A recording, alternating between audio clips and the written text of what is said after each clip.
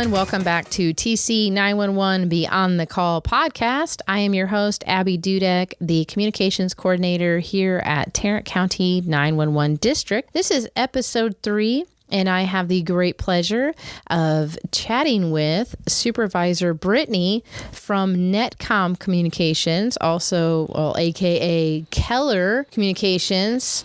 Good morning, Brittany. How are you doing? Good morning. I'm doing good. Thank you for having me. Oh, well, thanks for being here. I appreciate it. Now, I say NETCOM. What does that stand for? It stands for Northeast Tarrant Communications. Okay. And so it's Keller, and who else you guys got under your belt? So we dispatch for Keller, Southlake, Colleyville, and then we contract our police and animal control and dispatch for Westlake. All right. That's a lot. Okay, great. So how long have you been wearing the headset? So I officially hit my 10 years in April of this past year. Congratulations. So still kicking, still loving it. Oh, that's awesome. Thank 10 you. years. Two Thank you. high fives. Yes, that's what I call that. Awesome. Thank you. What do you get for 10 years? Do you get like a car or Yeah, I wish it was a car. a house in Southlake? That's not going to happen. If that happens, actually, you know what? Anytime I go up there and I have to go over to Southlake, they're so great up there too, I would drive through there and I'm like, I need to make friends with someone up here because they can trust me to watch their house. Yeah. You know, because I'm background cleared. I'm all that stuff. Right. And then, you know, we could watch it for you. It's okay. Yeah. We can take care of your pool. We can do all of that jazz. Right. We can feed your cat or dog or bird or exotic animals. Like staying in a castle in some of those places. It's huge. Do any of them have drawbridges? I feel like there's an opportunity there. I don't know that I've heard of a drawbridge, but some of them do have bridges over like a little to get to their house? To get to their house. So they have a moat. They do have a moat, yes. Oh my gosh. I put a gator in there. Yeah. Actually, I put a fake gator. I put a fake gator or crocodile. I don't know which one is. Might be better than a guard dog, you know. Yeah, because my dogs, there's no guarding at all. If you come in my house with like a steak or piece of food or something that even looks like food, they're like, oh, hey, friend, come on in. TV's right there. There you go. So, okay, so you have all those cities. You've been doing it for 10 years. Now, just at NETCOM, or did you work anywhere else before that? No, just with Keller only, or NETCOM only, I should say. Oh, okay, so you came in there fresh, new, and everything. Yeah. Oh, awesome. Yeah. So you're supervisor now. How long have you had the supervisor role? So 7 years. So they require at least 2 years of being a dispatcher and having been training as well. So as soon as I had the opportunity to promote and the position opened up, I applied for it and got it. So that's amazing. That is amazing. Now, what some of the changes are, you know, that you can see through the 10 years that you've been there, and you were 3 years as a dispatcher and then 7 as a supervisor. What kind of changes have you seen in your center since then? Because you guys have had a lot of different successes. Yeah. So I will say, what's nice about being a supervisor there is we are still actually working on the floor. So yes, I'm supervising the team, you know, just making sure we're all staying on point, but I still get to wear the headset. I'm still there answering the calls, working a radio channel, confirming on warrants. So it's nice that we still get to do all of it.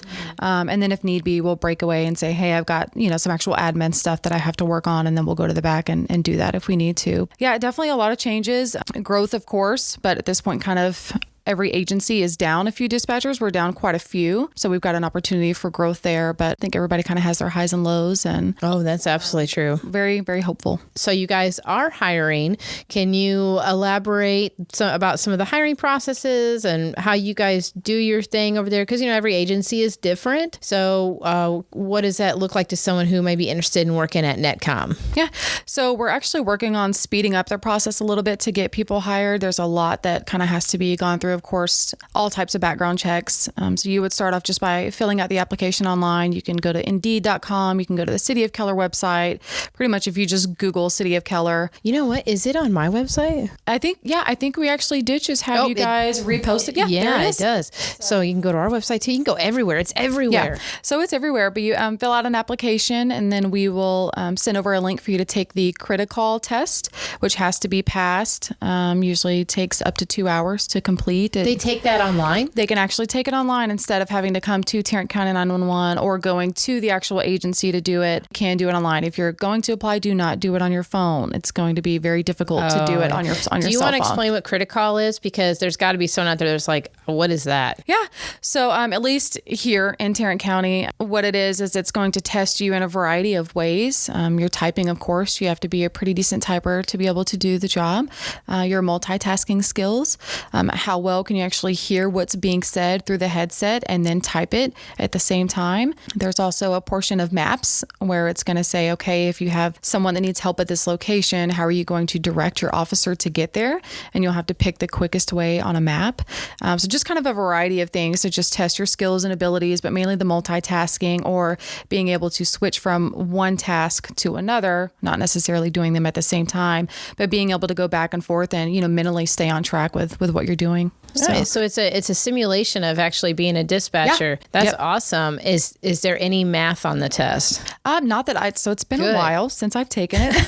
I always ask that because it's a historic thing that's been brought up on this podcast a lot, I don't like math. Oh, gotcha. And so I just, you know what? Because you never know where math is going to show up. And I like to assure my fellow anti-math people that there is no math on this test. Nope, no math. There is grammar. I do recall there's some grammar. Okay. And spelling, but that's interesting because, as our experience as dispatchers, spelling can get fun. Yes. Is there Grammarly on it? Can I use Grammarly? Well, so on the test, there's not, but what's nice is our CAD will underline if you've misspelled a word, and sometimes we just get to typing so fast that we just disregard the error that we made and we just keep on going. So is it all in caps lock also? I keep everything in caps. Most of us dispatchers do. And if you're not a dispatcher, the reason most of us do that, it's just easier to see. Yeah. I know for me personally, whenever I'm typing in call notes. So it's so funny because we got a new chief a few years ago and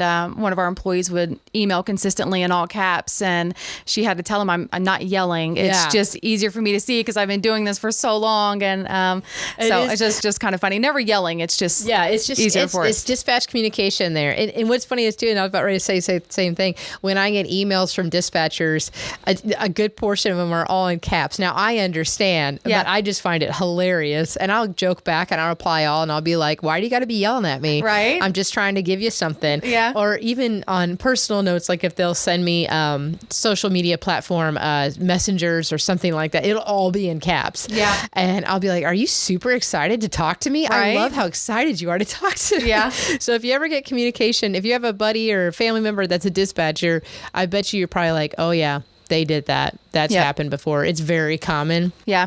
So that is hilarious. So check your spelling when you're doing that. And it's timed, isn't it? It is timed. Yeah. Certain portions of it, not the whole thing. Okay. But there are certain sections of it that are timed. But to be honest, it's kind of going to give you a good feel about, is this the type of job that you want to do? Are you going to be successful at handling all of these things at one time? So I do know that there's practice tests out there that I found online. Is it really?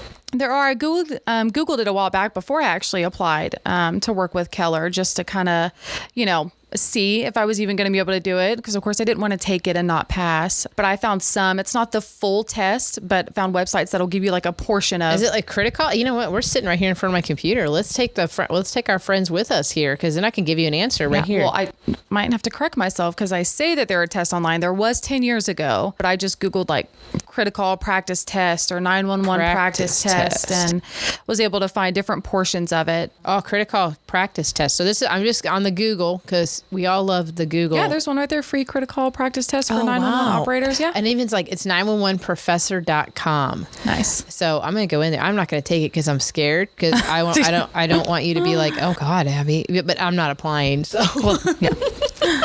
It is. Oh, it does. It has like different, if you Google critical practice test and find 911professor.com, you can actually get a little taste of it. Now you can buy some of them. You can do the full test for $20. Nice. Or you can do half of it and take it. So that's okay. That's a good little start. Also to work on your typing, if you need help with that, I always, used to use Typer Shark to keep my Typer Shark? Where you have to, it's a game and you have to type real fast, otherwise the sharks will come and eat your fish. Oh, gotcha. Because Nice. I'm like, and I'm channeling my inner 10-year-old. Yeah. So, and it's just fun. So typing games are like the best. I know that sounds so juvenile, but it's. Oh no, like I'll do it with my kids sometimes. The ones where the words are falling and you have to hurry up and type the words before they get the bottom. Yeah. And it's funny just to beat my kids at it. So, It's like, sometimes it's like, okay. Because nowadays, I mean, if you think about it, a lot of folks are, you're typing on your phone or something like that, which is completely understandable. That's the era that we're living in right now and everything. But yeah, sometimes it's okay to brush up on those typing skills. Or maybe you hadn't had a job where you weren't really using a computer that much. Yeah.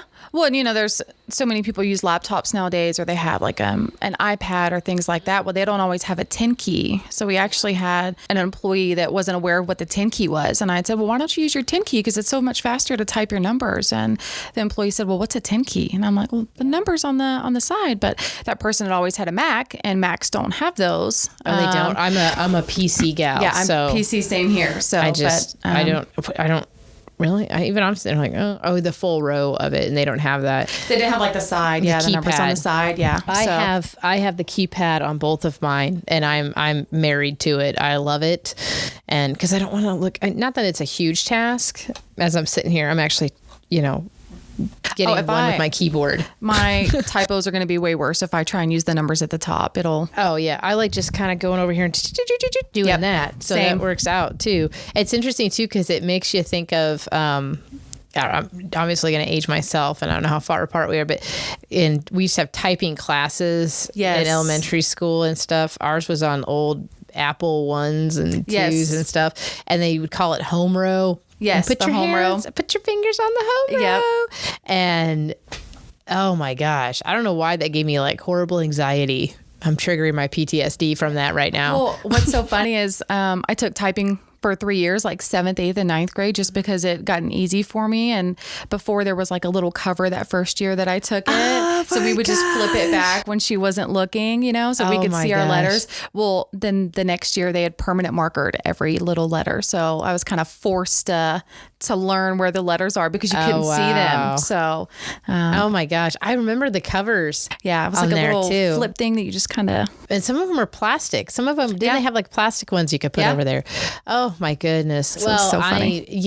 I can't remember who my typing teacher was. It was way back, long ago in Illinois. So I don't know. But if that person is listening or remembers who I am a fantastic typer now. Thank you. Good. At least I think I am. You think you are? I think I am. We might have to go to typing test here later and see what we can do. And see where we go. We'll do that off the mic because I don't want to seem too professional about it. Yeah, no. So typing test, and like we just said, you could do the practice critical. Thanks for sharing that, because that's a good opportunity for people to get on there and try it out and see if that's for them. Maybe we have a listener that's like, oh, I'm good with typing. I'm good with this. I'm ready to multitask. They take the critical. What's the process? What's the time frame? Because you said you guys are working on moving it along faster. So currently, I mean, it can take a couple months to get hired. And that's, I know for Keller specifically, because you fill out the initial application, then you take the critical, then you have to fill out a form after that to release to do a background check, which is where, we would run a criminal history, make sure you haven't been arrested, or if you have, what was it for? How long ago was it? Were you charged? They go through all of that. You also have to, after that, fill out a PHS, which is a personal history statement. It's not, I was going to say statement is the wrong word. It should really be like, well, it probably didn't sound good, but PCP, PHP, personal history packet, because it's a packet. I think ours is like 30 something pages, and they want to know who you are, who your mama is, who your mama's mama is what it seems like. And it's just. Is this online, or do you guys do that? You have to actually go get it and fill it out. I know some agencies do it online. Grapevine does theirs online. Oh, do they? They do. Okay. So I've actually been meaning to bring that up to Keller to see what can we do to get it online, because paper is just so old school nowadays. Well, we got to save the trees. And save the trees. We got to Save you're the right. Trees. So Save the that's trees. the Green and Abbey coming out. Yeah, and there Save you the go. Trees. So that's, yeah, because I know it's a lot. But you know what? Sometimes if you have really nice writing skills, this is your time to shine.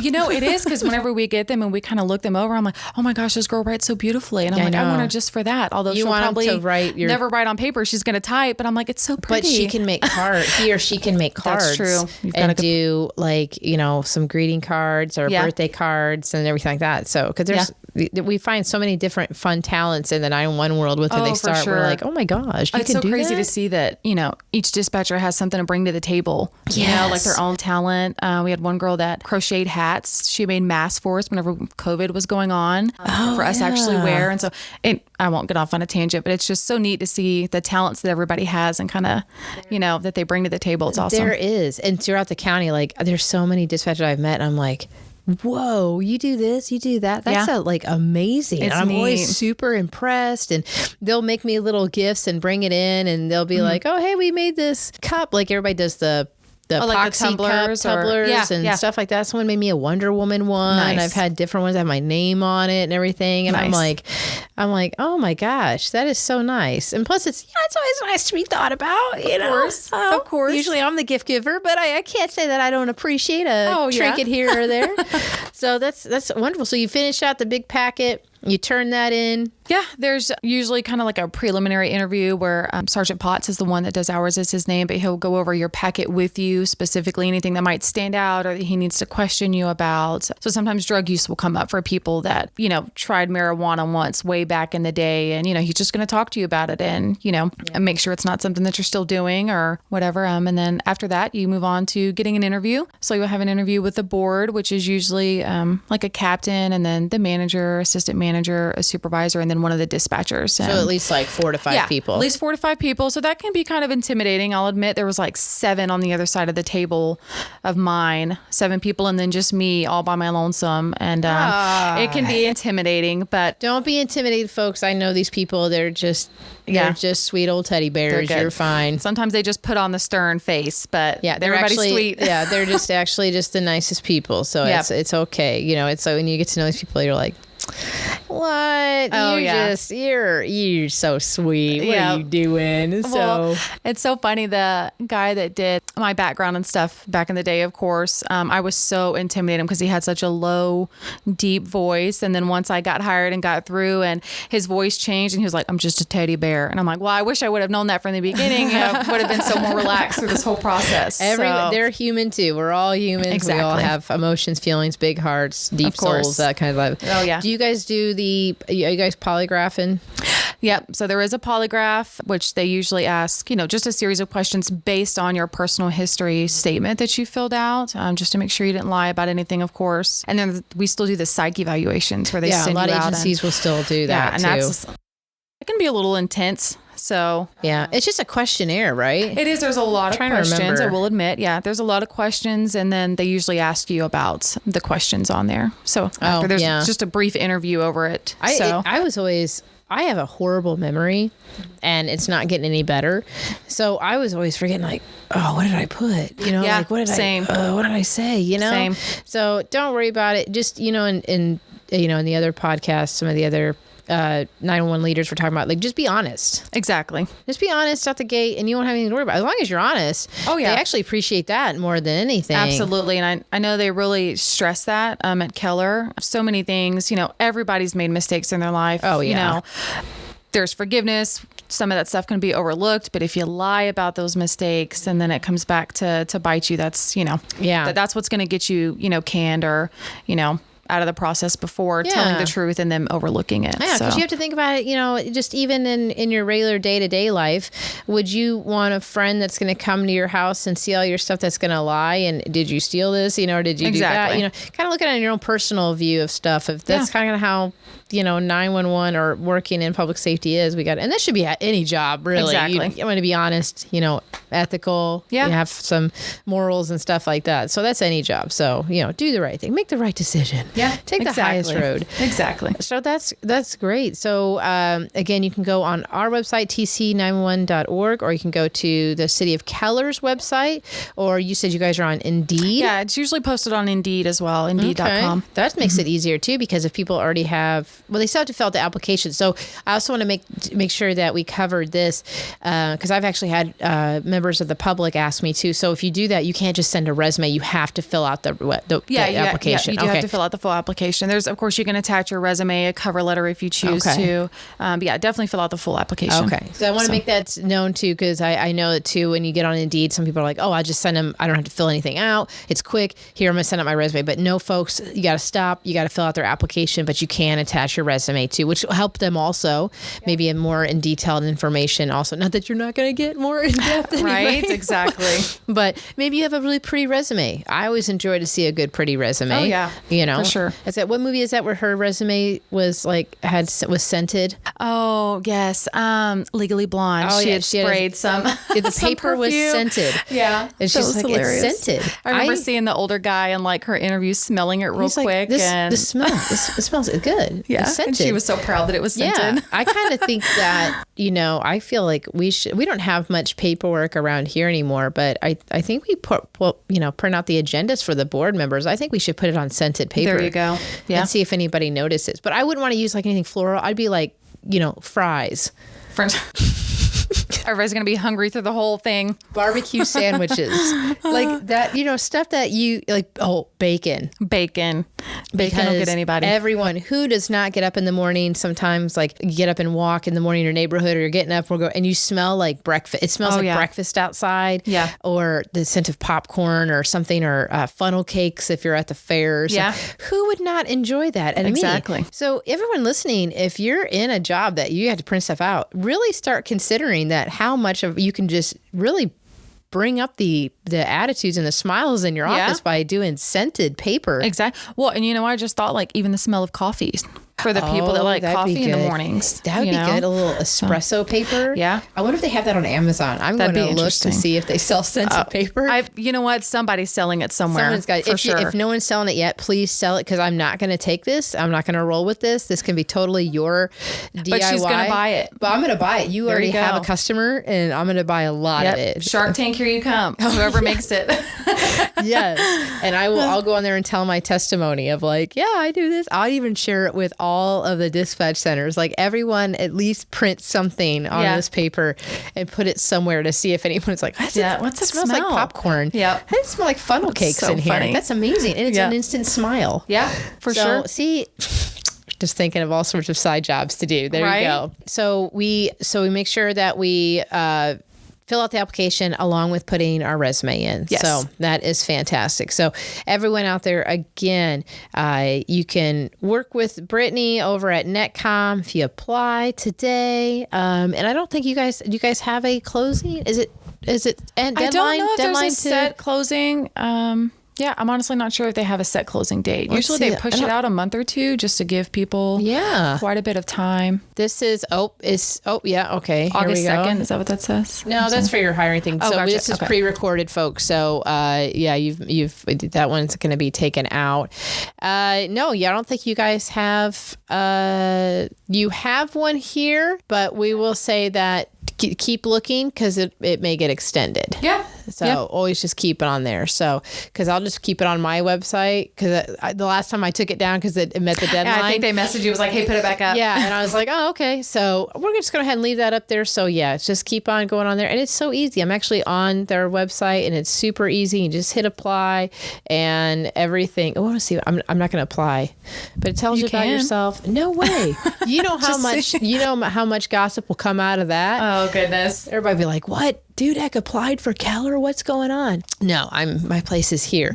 So 10 years in, so in, what is that, 2013? It was, yeah. Then you started. So what did you do prior? I worked at Best Buy for 5 years. Oh, I love Best Buy. I love Best Buy too. I wasn't a geek squad, but I did help them out. But I mainly did like customer service and things like that. So I just... You don't get their discounts anymore? I might. Oh, I just bought a fridge. Did you? I just bought one too. I didn't get a discount on it. I had to buy 2 fridges. So I bought one for the inside. Well, I had to buy one for the inside of the house, like a nice one. And then I bought one for the garage. The garage. So I didn't really have to, really get fancy on that one. But, so Best Buy.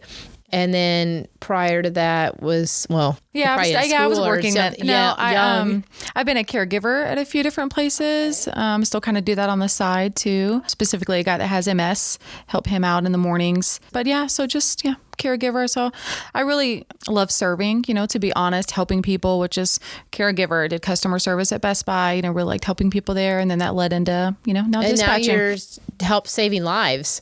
Yeah. So that's amazing. So how did you, what was that almost like crystallizing experience where you were at Best Buy and you're like, I'm going to go work as a 911 operator? Well, I got to be honest. I, just remember always looking, just to see what was out there, different types of jobs. And I was like, oh, that'd be fun to answer 911 calls. And I just was oblivious to how much a dispatcher actually did. Yeah. Considering that you're like, that'd be fun to answer 911 Yeah, that was, that'd be fun to do 911 calls. I had no idea that it was going to be confirming on warrants, talking on the radio to the officers, dispatching the fire department, working in progress calls and, just all types of that. So I was oblivious. I didn't know that they dispatched from multiple agencies at the time. I was just like, oh, this seems cool. And I put my application in and ended up getting hired. And thank goodness I made it. So, well, you had growth potential. So you were there for 3 years and a supervisor spot opened up. Yeah.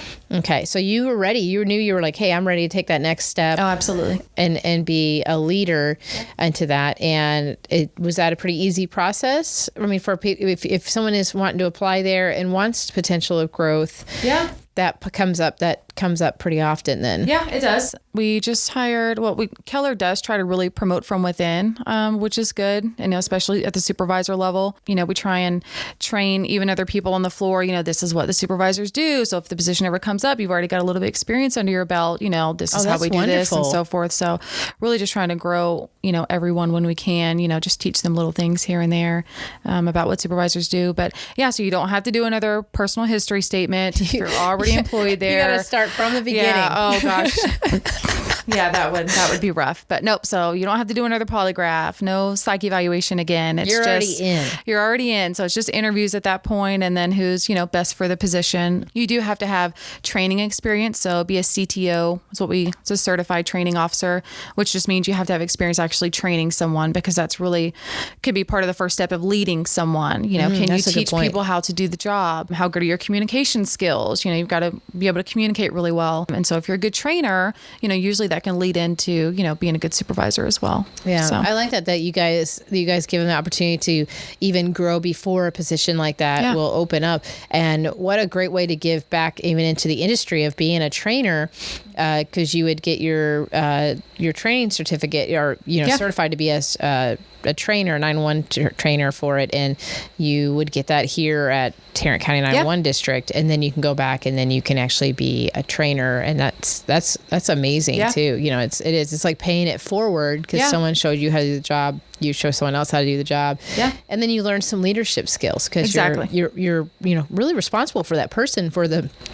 time being that they're with you, correct? Yeah. And, not that it's all on the trainer, because of course, the trainee has to have the initiative and the drive, but how well they do, it definitely falls back on the trainer. So if you're not training them well, they might not be successful during the training process. So, you guys do the thing of, and I don't know if all agencies do this, but do you do the thing where if I was to start working there, and I got hired on and I'm in training, do I go to different shifts every few weeks and stuff to get the kind of got a sample of what shifts are like, because different calls happen at different times. Exactly. Calls in the evening are going to be different than calls during the day. Oh, for sure. Yeah. It's so many more people are awake during the day, so you're probably going to get a lot more call volume during the day. And that can depend on different agencies and cities and, what type of activity goes on in the city. But we do like to rotate. We do want people to have some nights experience, some day experience, because it literally is night and day on the type of calls that you're going to get. And then also depends on where the trainers are. So their schedule. Yeah, their schedule. So if we've got one that just trains really good on patrol, which is the radio channel, dispatching the officers, then we want them to be be with that person because she just does a great job training. So you're going to have to go to whichever shift she's working. But we do that because we want the best trainers to be the ones that are training the most, of course. Absolutely. So. Absolutely. Yeah. And it is, I think it's really important for them for a new hire to get a taste of the different shifts and to also, understand the whole time factor and sleep factor in that to, where you can adjust your life to that also. I actually liked working night shift. Did you? Yeah, I did. I was a night bug. I liked it. I did not mind it at all. I was able to come home, go to sleep, stuff like. Now, mind you, I have no kids. No, I just, gotcha. So that was a little bit easier for me. So there was a little bit of stipulation over there with me. I didn't have kids and, spouse and things like that to have around the house or anything like that. So it was easy for me to come home. Dog totally got on my schedule. We went to sleep and then that was it. But I don't know. I just like working the night shift. I just enjoyed it. I do too, especially if you work the nights and then the weekends. I say good calls, and I don't mean that they're good as far as good things happen. We don't ever want anybody. Very active. You get very active calls. Yeah, that's another way to do it. Active calls. The pursuits happen. The drunk drivers are out, or there's a family party and people aren't getting along. So you just get a lot of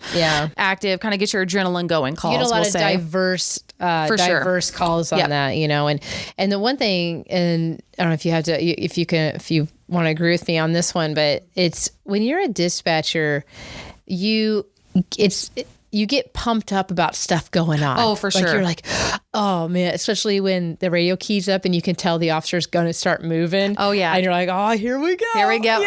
It's so funny because if you ever go to a dispatch center and you can hear that stuff's hitting the fan or it's getting really busy, the people that are sitting down because our desk raise, they'll immediately raise their desk up because they've just got so much adrenaline. Yeah. They've got to stand up and here's the action. Everybody's ready to rock and roll. Yes.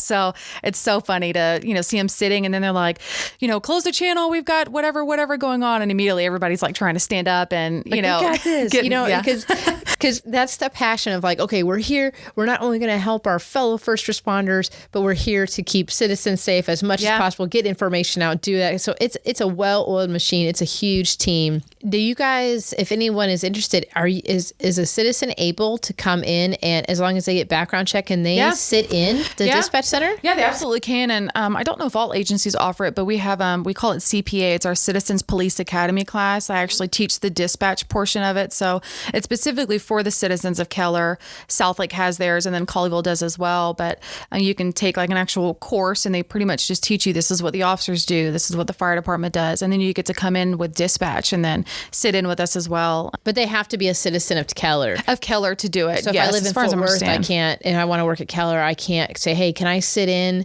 and listen? Can I sit in a couple hours? No, I honestly don't think that you would be told no. I've never had someone outside of Keller ask, but I know Jessica for sure, who's our assistant manager, is going to say, yeah, bring them on in. If somebody wants to come in and learn about what we do, there's so many of us that we love telling people and showing people. So just... Oh, yeah. You all love that. Yeah, just contact us. We'll get you in to come in and sit in for a couple hours. It's really fun. Dispatchers get super excited when they can show their craft to others. Yes. So, and I love watching that too, because they get all excited because it's a proud moment because you're proud of your job. You're proud of what you're doing. Sure. And it's like, hey, hey, you want to go see my toys? And you're a kid and you're like, want to go see my toys? Look at this, look at this, exactly. Look at this. It's great because it's a great way of showing this is how we save lives. This is how we help the community. This is how we make it work. And it all works very well. Yeah. Everyone does their best. But we have, you all have the tools to get the job done and to get it done efficiently as best possible, Well, yeah. And I definitely think it's an eye opener for the citizens, because like I said, whenever I first applied, I just, thought I was going to be answering 911 calls, but no, there's, never really a time that you're just answering a call. You might be on the radio and also answering a call, or, you're taking a 911 call, but then you've got to dispatch the fire department. And so, yeah. And those are different. That's different. So we've had some podcasts where we've talked to some folks and or just call takers. Yeah. You guys, NETCOM does it all. We do, yeah. So we rotate. Yeah. And some of the agencies, like some of the bigger ones, they'll have separate call takers versus radio personnel. Yeah. They don't dispatch fire because that gets transferred somewhere else, or they don't dispatch medical because that gets dispatched to like MedStar, transferred to MedStar. When you're looking at jobs and things, always ask questions if you're getting into the 911 field of, what are the actual job tasks? Am I just going to be a call taker? Am I doing a whole city? Am I doing 4 cities? I know that may sound a bit jolting of like, whoa, 4 cities, but it's not. No, it's not what you think it is. Yeah, it's not like we're Dallas or Fort Worth, to where they're so busy that, for example, they have separate call takers, and then they have their radio or patrol dispatchers that are separate. We're nowhere near as busy, even with 4 cities, nowhere near as busy as Fort Worth is. So don't let it scare you of like, whoa, 4 cities, that can be tough. It's not that bad. Trust me. If I did it, it's fine. So that's amazing. So, I really appreciate your dedication and your passion for the industry. And I know that you're just wanting to continue this path and stay in 911 and just, pave the way for new ones to come in and whatnot. And the technology is continuing to grow to get better from where it was just even 10 years ago to where it is now. And you guys have programs that also help within your own city to assist with the citizens and everything like that. So I commend, Keller for what they do to do that extra mile, ensure the safety and everything of the citizens. So that's definitely appreciated. I think I was close. I was in Faux Keller. Oh, so Faux Keller. I was on just, if I literally lived like a block over, I would be in Keller, but I was in Faux Keller, which Fort Worth Keller, Faux Keller. Yes. But now I'm all the way South Fort Worth. So I'm definitely back in Fort Worth. I moved from that location. I'm no longer in the nosebleed section of Fort Worth, as I call it. Yeah. So, but that's what I'm saying too, because you may have people that want to sit in, that are in like the Faux Keller area that may want to apply. Yeah. And that'd be great because so like, for example, and just to explain to anybody that doesn't know, we say Faux Keller, but anything with 76244 zip code has a Keller mailing address, but it's actually within the city of Fort Worth. So at Fort Worth Fire and then Fort Worth Police Department. So I always say check your trash cans. Oh yeah, there you go. Check your trash cans. If your and trash, who you pay your water bill to. Yep. Check your trash and check your utilities, minus electric and gas. But if your water and trash have a Longhorn on it, you're paying Fort Worth. Yeah. If it's a picture of pretty trees, it's Keller. Yes. Okay. So no matter what city you live in, if you're never sure, check your trash cans. So that's who's going to respond to your emergency. That's who you're going to need to make your non-emergency reports if the crime happened in that city. So just a little helpful tip there. I have to give kudos to the GIS team. They're the ones that gave me that line. I can't say gotcha. I coined that. I got to give credit where credit's due. So our GIS team was always like, check your trash cans. Yeah. So that's brilliant. Brittany, I appreciate your time today, and hopefully I'm not keeping you from a sleep schedule. No, I'm on days right now, so we're good. We're good. I was wide awake. You could have totally played with that and be like, oh, Abby, I just got off work on a 12-hour shift. I could have. I would have been like, wow, you're just not telling me this at the end of this podcast. Now I feel like horrible. Oh my gosh. But what a great podcast. It was good. It would have been good. Thank you so much. I appreciate your time, and thank you for what you do. Thank you. I appreciate it. And everything you put into that. And folks, thank you for listening today. Join us next week for an all new podcast where we speak to another leader in 911. And you can listen to us on our website at tc911.org or any of your favorite podcast platforms. And until next time, have a fabulous week.